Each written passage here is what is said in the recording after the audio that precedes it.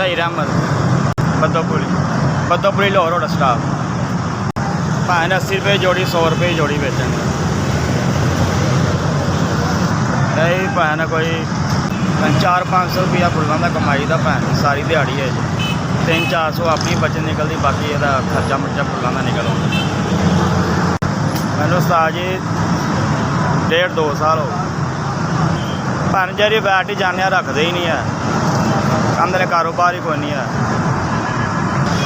मेरे भैन वाल साहब बहुत हो गए ने, एक मैं, मेरी वालदा, मेरी मशीरा, 3 बच्चे ने वो मेरी मशीरा का बंदा जरा मर गया था, उन्होंने खातर सारा कुछ करते पे घर माशाल्लाह अपना। ये भैन घर मेरे वाल साहब ने बनाया, उनके च गुजारा करने पे मारा मोटा। मैं भैन रात को कमा घर जाना, महा मर के हांडी पकती है, मारे बंदे किसी बंदे की दसना मजबूरी।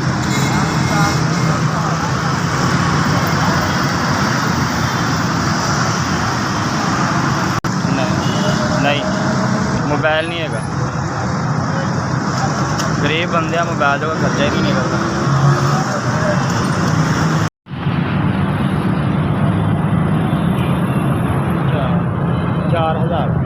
बहुत शुक्रिया जनाब, जिस भाई ने 4000 रुपया मदद की। अल्लाह ताला उन्होंने खुशबाद हसदा खेडदा रखे। ਇਹੋ ਜਿਹੇ लोग हैं साढ़े पाकिस्तान दे विच, अल्लाह ताला उन्होंने तंदुरुस्ती ते अपनी रहमत के साए थले रखे।